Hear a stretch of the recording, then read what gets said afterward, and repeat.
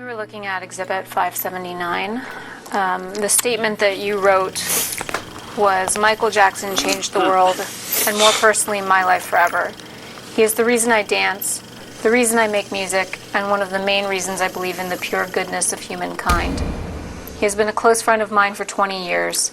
His music, his movement, his personal words of inspiration and encouragement, and his unconditional love will live inside of me forever. I will miss him immeasurably, but I know that he is now at peace and enchanting the heavens with a melody and a moonwalk. I love you, Michael. Is that right?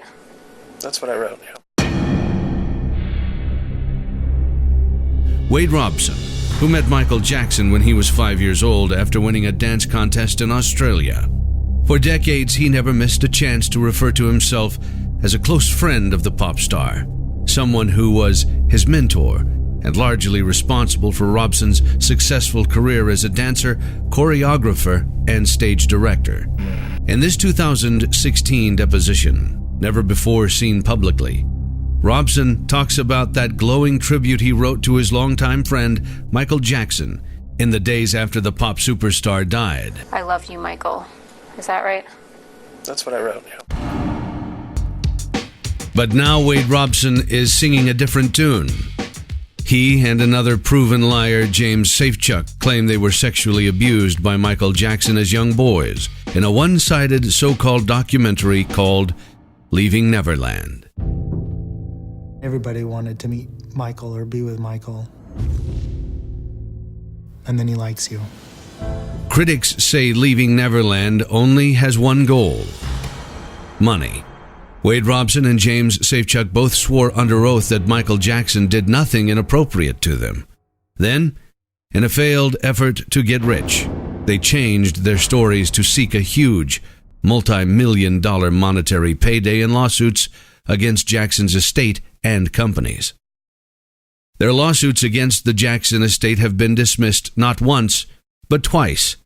Nonetheless, they are pending on appeal, so Robson and Safechuck are still holding out hope for a big jackpot, and hope this one-sided hit piece leads them to their pot of gold. If there's a potential financial payout of hundreds of millions of dollars, there is an incentive. That litigation over the last 5 years or so has generated many, many hundreds of pages of legal documents in the form of sworn declarations, deposition transcripts, motions, judgments, etc. And anybody who's been following the case and following those documents as they've been published will be aware that there are significant problems with these guys' stories. One of them was caught committing perjury in his creditor's claim. So we knew before the film came out that the two protagonists on whose stories it was based had credibility issues. Skeptical media throughout the world are questioning director Dan Reed's agenda in making the film. They see through the litany of one-sided accusations from two known liars who repeatedly spin a salacious drumbeat of alleged sexual abuse, while offering not one shred of evidence or independent corroboration to support their stories. Just two accusers who have admitted lying in the past and changed their stories a number of times, so the entire film rests on their word and nothing else. Your journalism has been heavily criticized because you didn't include the opposing points of views in the film. Was that a conscious decision from the get-go? If you're going to be mentioning Michael Jackson, though, don't you have some obligation to get in touch with the people who have his interests, even though he's not here, obviously? Because you're saying and you're repeating some pretty extraordinary things, don't you have an obligation to talk to the family, even if you claim this isn't about him? Well, what does the family know about the sexual abuse that happened? Do you think they know about the sexual abuse? But when you're doing it, this is a documentary. It is, yeah. Right? So when you're doing a documentary, don't you have an obligation to at least ask the question? Because you don't know what the answers to questions are until you ask them. Well, we know that the family and the estates and Jackson during his lifetime and his lawyers all denied that any sexual abuse took place. And those views are strongly represented in the film. We give those views a lot of time in the film on screen. This is a huge payday, potentially, for anyone who can establish they were victims. And I'm not questioning them. I don't know the truth. I'm questioning you as the director because you never went to the Jackson family before you finished. We don't make any allegations about the Jackson family. So why would I? Why would Well, you I make look an to them? allegation that Michael Jackson's a paedophile. Yeah, so I make allegations about Michael, but Michael's dead. But he's dead. And I've put his rebuttals, his denials in the film. So the devil's advocate would say, well, okay, the guy's dead. He can't respond to this. But Wade Robson and James Safechuck are not dead. Jackson was accused in 2003 by the Santa Barbara County District Attorney, who some said carried out a personal vendetta against Michael Jackson that lasted for more than a decade. Well, we haven't ruled anything out. In 2005, Jackson was declared innocent by a jury in a case involving a boy named Gavin Arvizo, one that CNN legal analyst Jeffrey Toobin called an absolute and complete victory for Michael Jackson and an utter humiliation and defeat for the prosecution. Since Leaving Neverland was released, numerous errors, misrepresentations, omissions, and outright falsehoods have been identified in the film, which relies solely on ever-changing stories of Robson and Safechuck. Leaving Neverland is a film that has been shown to include provable lies, conflicting accounts, contradictions, staged reshoots, faked scenes, reconstructed memories, critical information omitted, manipulated news clips, discredited source material, and key motives ignored. Perhaps the most glaring fabrication in Leaving Neverland comes from accuser James Safechuck, who clearly lied in the film by claiming he was sexually abused in the Neverland train station Michael Jackson had built to resemble the one at Disneyland. But there's a big problem with this story. A huge discrepancy in the timeline. He says that one of the locations where Michael Jackson was abusing him on a daily basis was the Neverland train station. Right. And he vividly describes the interior of the train station. Now, this version of the story that he tells in the TV show places that abuse in the train station in 1988-89. The train station did not even open until 1994. And as you correctly say, in his sworn declarations in his ongoing litigation with the estate, he says that Michael Jackson stopped molesting him when he was around 14 years old in 1992 because he got too old for him. Right. And the whole narrative of this film is that Michael Jackson molests boys, and then when the boys hit puberty and get too old, he then ditches them and moves on to a younger boy. That's the whole narrative that they're selling with this documentary. But when it's revealed that this location where Safechuck is describing his abuse it did not exist when he was the age he said he was, Dan Reed, the director of the documentary, goes onto Twitter and says, well, there's no dispute about when the train station was built, but what's in dispute is the dates of the abuse. Right. So James Safechuck was abused after the train station was built. Well, firstly, he's now accusing his own star witness of perjury because James Safechuck has signed not one but two sworn declarations in which he states that Michael Jackson never abused him after 1992. Right. So in order to defend his documentary, he's throwing its star witness under the bus by calling him a perjurer, but also he's upended the entire narrative of his documentary.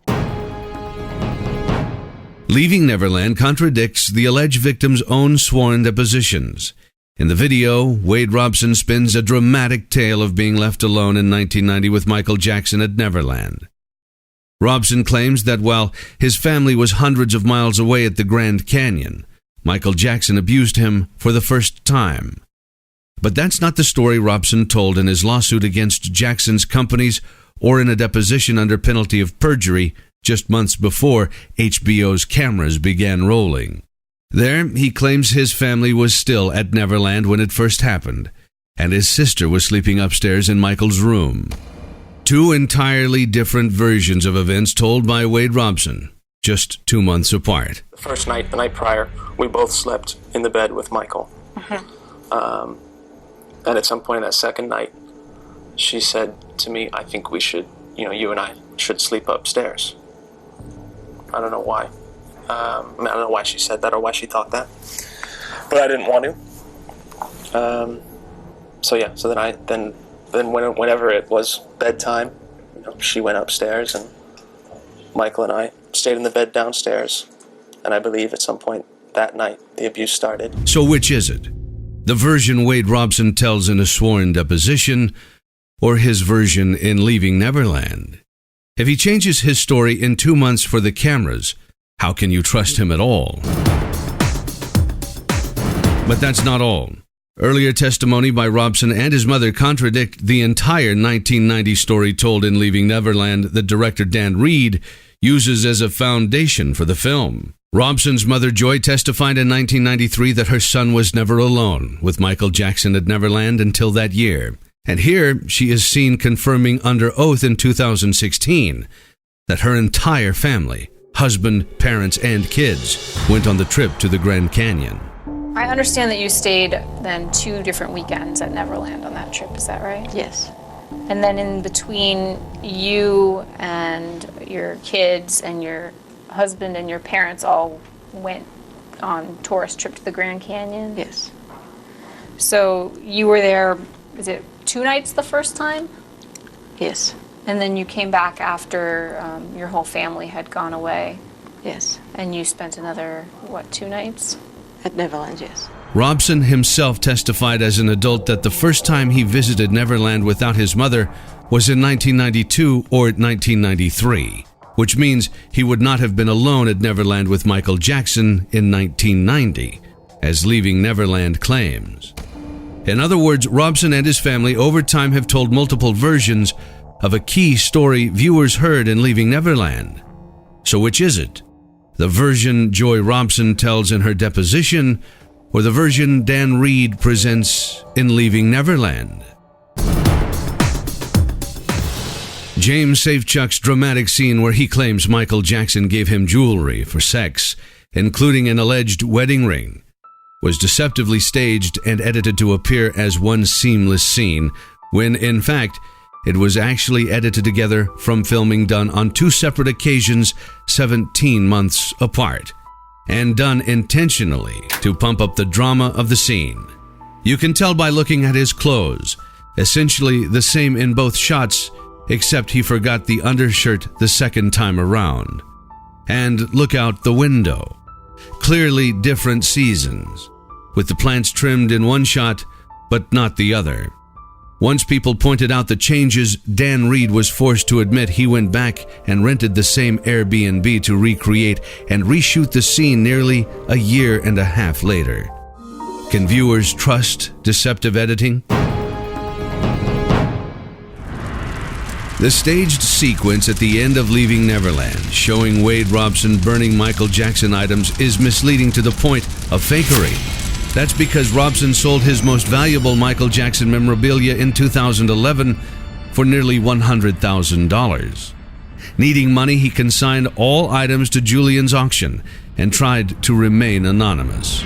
But Julian's auctions wouldn't agree, tweeting, Wade asked to remain anonymous and said that he did not want anyone to know that it was him selling the items in 2011. But we did not agree to that and listed it as the Wade Robson collection. He consigned multiple items and wanted us to sell all items of his that had value. Leaving Neverland fails to mention Wade Robson has been looking to make money by shopping for a lucrative book deal, unsuccessfully, about the allegations in the year prior to his lawsuit. Leaving Neverland also fails to mention that when writing it, Robson could recall so few details in 2012 about his story with Michael Jackson, the same details he remembers with such supposed precision in Leaving Neverland, that he had to ask his mother by email to help him fill in the blanks. Did you ever ask your mother for any written materials to help you write your book? I think along the same lines, but maybe I would ask her, of a certain period of time, could you just jot down the bullet points of what you remember? Asking my mother that, of how the details of when we went to the ranch and the first time, and just how did that unfold, the external details. So have your memories changed as you've gone through that process? They've evolved. What do you mean by evolved? Yeah, not changed in a sort of black to white sense. Like I thought it was this thing, Well, I mean, they have as far as prior to the healing process, right? Prior to disclosing. But post-disclosing the abuse in 2012 and beginning that healing journey, they've evolved as far as I remember more details about scenarios as it goes along. You know, it evolves, details get added to. Wade Robson was one of the witnesses who eagerly testified for Michael Jackson in 2005. Robson had his family claim in Leaving Neverland it was at a Neverland dinner the night before Robson testified in Michael Jackson's 2005 criminal trial that he became convinced that he needed to lie on the stand the next day to save him. Except, according to Jackson family members, that dinner actually took place after Wade testified. He also claims in the film he had to testify because he was subpoenaed. Then you have his constantly changing story about how he came to testify in 2005 for Michael Jackson's defense, beginning with, I didn't realize I'd been abused, and then morphing into, well, I did know I'd been abused, but I didn't want to be responsible for orphaning his children, so I decided to testify in his defense, and then morphing into, I was threatened and bullied by Michael Jackson and his lawyers.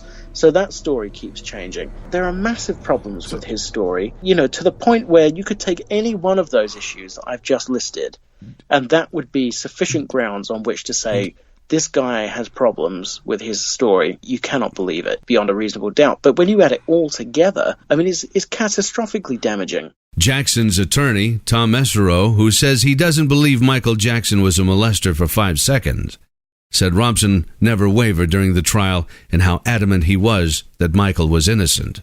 He was very, very strong in his defense of Michael Jackson. He told me in no uncertain terms he had not been molested, he had not been abused, and that these claims were ridiculous. I mean, this man was so strongly supportive of Michael Jackson, so powerful in his defense of Michael Jackson, that it just shocks me that he's changed his story in recent years. I just can't get over it. Mesereau also says Wade Robson's claim in Leaving Neverland that he was subpoenaed and forced to testify in the 2005 trial is simply not true. So does defense investigator Scott Ross. As far as making anybody testify, I would love for Wade Robson to show me the subpoena he never got. When pressed in a deposition, Robson could not provide any specifics about his alleged subpoena. Do you recall being subpoenaed for the criminal testimony in 2005? I do. Do you recall where you were when you were subpoenaed? I don't. Do you recall if you were with anyone when you were subpoenaed? I don't remember how I got the subpoena. This is a transcript of your testimony from the 2005 criminal trial, correct?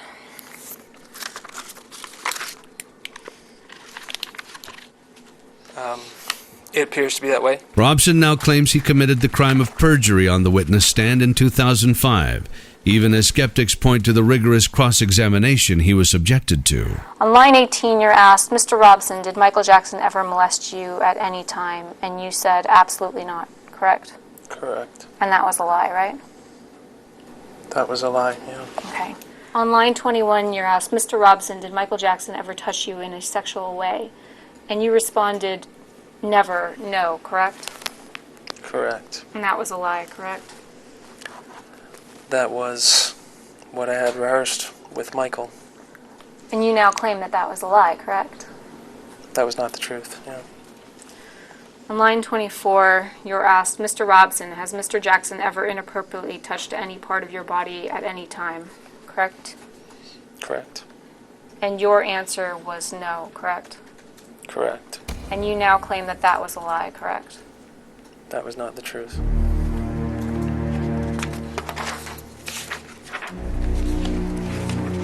You turn to page 9100.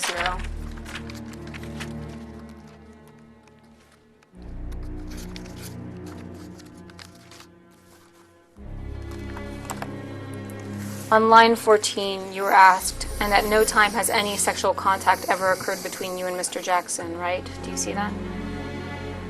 Yes. And your answer was never, correct?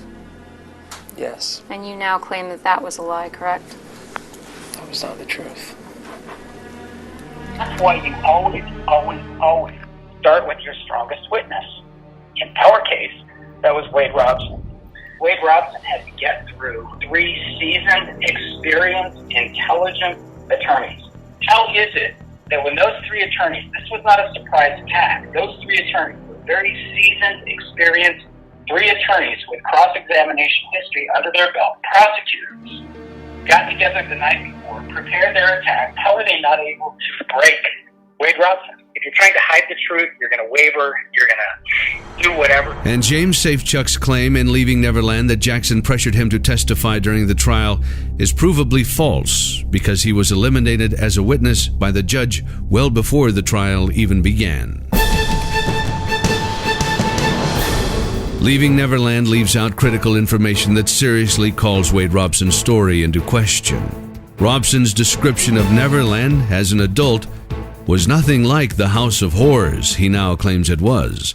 He gushed about how wonderful it was. So we went to the studio where he was recording the Dangerous album at the time, and it's like 89, and with the whole family, grandparents and everybody, and just hung out for a couple hours and watched videotapes, and then he asked the whole family to come back to the ranch, his place that night, Neverland, and we ended up staying there for like a week. That must be every kid's dream. I mean, my dream would have been to go there too. Yeah, I mean, it's Disneyland. You know, his house, you show up, it was just the best thing in the world.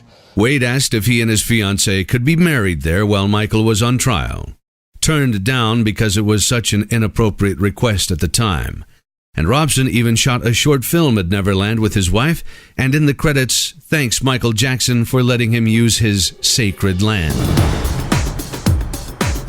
Michael Jackson is not going to be abused. Michael Jackson is not going to be slammed, is not going to be a piñata for every person who has financial motives. Another misleading piece in the so-called documentary. A news clip of Mark Garagos, who initially represented Michael in 2003 in the criminal case, is manipulated to appear as if he's threatening an accuser after Michael's arrest. We will land on you like a ton of bricks. We will land on you like a hammer. If you do anything to besmirch this man's reputation, anything to intrude on his privacy in any way that's actionable, we will unleash a legal torrent like you've never seen. In fact, he was talking about a completely different legal case in which he and Michael were secretly videotaped on board a charter aircraft. Disclosed that those 2 video cameras, which also apparently had audio on them, were surreptitiously placed in there, were recording attorney-client conversations, and then somebody had the unmitigated gall to shop those tapes around to media outlets in order to sell them to the highest bidder. Graphic sexual details, especially in Safechuck's story, are similar to details contained in a discredited book by Victor Gutierrez, who Michael Jackson successfully sued for $2.7 million. Leaving Neverland never mentions that Wade Robson literally begged to get a position working with Cirque du Soleil on the Michael Jackson 1 show in Las Vegas, a job that he badly wanted prior to suing Michael's estate. A couple of years before the show premiered, Wade sent an email to the creative team at Cirque stating, and I quote, "I always wanted to do this MJ show badly." He then goes on in this email to say, "I know that I am meant to do this show. I am passionate to do this show. I want to make it amazing for me, for you, for Cirque, and of course, for Michael." The gig ended up going to Jamie King, yes. So obviously he didn't get the gig. Even so, in July of 2011, Wade Robson did an interview stating he was starting work on the show. I'm starting on Cirque du Soleil Michael Jackson show, which is exciting and terrifying all at the same time because it's such a huge responsibility. Wade's changed his story about 4 different times. I would say that Wade, decided he went to my uncle's memorial. He did tribute shows left and right for my uncle. The minute he did not get MJ1, he all of a sudden starts writing a book on the down low. No one wanted to buy the book, and then all of a sudden he comes up with these allegations. Leaving Neverland also strongly implies that 2 other friends of Michael Jackson's, Brett Barnes and actor Macaulay Culkin, were sexually abused. It suggests that other boys were lined up to replace older ones, almost like an assembly line. Yet neither was contacted during the making of the film. Instead of giving them a fair chance to respond to his smears, Reed threw up a sentence on screen for 5 seconds stating they have consistently denied abuse, seemingly winking at the audience as he does it. Both have always maintained Michael was never inappropriate with them, and both testified under oath as adults that nothing untoward happened. Like, we were friends. We were like, seriously, he was like my best friend growing up for a good fat stretch of my life. Yeah. Like it was legitimate friendship. All I can speak to really is, like the way he was, and despite whatever the reasoning was, kind of thing. Yeah. But no, he likes being around kids, And it wasn't odd. No. To you. It was, honestly, it never struck me as odd. I never felt uncomfortable or anything like that. Brett Barnes contacted his lawyers and asked his name and likeness to be removed from the film. HBO refused. And there are even more verifiable lies being spun by Leaving Neverland in the promotion of the film. Director Dan Reed states that Robson and Safechuck didn't meet as adults until the Sundance Festival. This is false. According to Robson's 2016 deposition, they spoke in 2014, and their shared legal team was present. Later, it was revealed the meeting occurred in person over lunch. Robson claimed that he was abused hundreds of times. But his deposition and his mother's depositions show that they only spent 4 occasions at Neverland while Michael was there, between 1991 and 2005. They slept a couple of times at Jackson's condo in Century City, and sometimes other people were there too, and Wade never went on tour with Jackson. So why didn't Wade Robson speak up sooner? In the film, Robson claims he was in love with Jackson, and that was why he did not speak sooner. But that's just one of the many versions he gave. He also says he didn't know it was abuse and was wrong. He thought he would go to jail.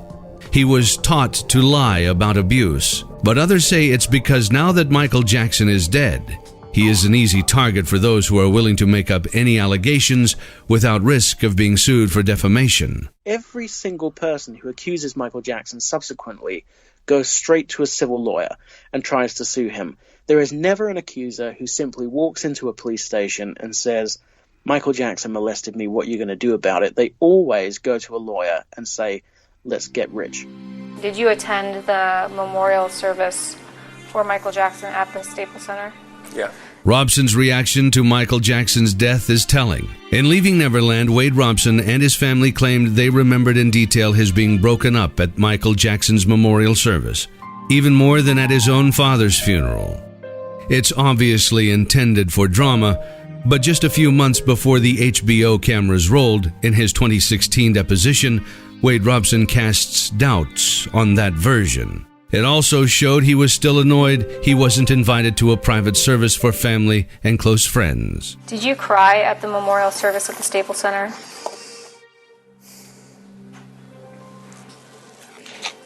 I might have. I don't remember. Were you invited to the private memorial? I don't believe so. Were you upset that you were not invited to the private memorial? Yeah, I was hurt. Why? Because at that point, I still thought that that Michael and I were close friends for a very long time, had a long relationship, that I would have been included in something like that. Actually, he was so eager to exploit his friend's death, he reached out to producers of the primetime show So You Think You Can Dance less than 24 hours after Jackson died to make sure they knew he was available in case the show was planning a tribute. This is an email that you wrote to Jeff Thacker on June 26, 2009, correct? Yeah. Is the show that you're referring to in the second to last sentence or second to last line? You said, I wanted to write you now, so if you guys are thinking of doing any dance tribute to MJ on the show, I would like it to be me who does it. Do you see that? Yeah. Is the show So You Think You Can Dance? Yeah, I believe so. Okay. Is Jeff Thacker associated with So You Think You Can Dance? Yeah, he's a producer. It speaks to my compartmentalization at the time. In fact, Wade Robson had nothing but wonderful things to say about Michael Jackson, both while he was living and after he died, when his career was involved. In general, with Michael, just had a wonderful relationship. I learned so much from him as an artist and as a kind human being. And it's my goal to try and just continue as much as I can in my own little world, that legacy. We talk so much about him as the pop legend, which is important, but it's nice to really remember that he was a man, that he was a father, and that's what it's really about, is a father and his children, and he's a wonderful dad. Are you still friendly with Michael? Yeah, we still talk every couple months, catch up. You do, really? Yeah. Well, what's he like? What's he like?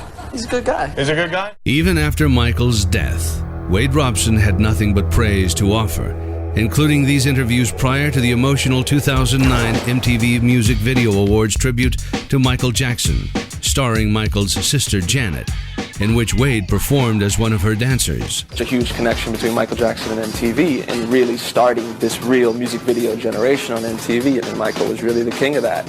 So I like all of those connections, and obviously my connection with Michael and all of that coming together is kind of just one of those serendipitous things where all the elements have come together. So I'm excited for a lot of reasons to be a part of it. These are Michael's gloves from the Bad music video. Michael gave them to me when I was, I don't know, 7 or 8. He's going to be with us spiritually, but I wanted to feel something physical from him. So I'm probably going to rock one of these tonight too while we perform on stage and just feel that much closer to him. Although Leaving Neverland has been massively discredited, the movie has not had the impact the filmmakers were hoping for. I think what they were hoping for was a response akin to the Harvey Weinstein response, you know, where all of a sudden you have another person coming out and then another person coming out and then another person, and it's just this huge snowball that keeps getting bigger and bigger, and in the end it destroys Michael Jackson. I think Dan Reed thought he was going to win a Pulitzer or something.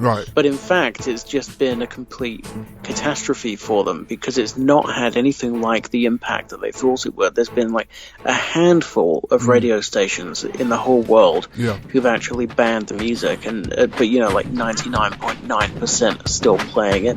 And in the meantime, the documentary's been completely discredited online. It's not done anything like the numbers, I think, that they thought it would.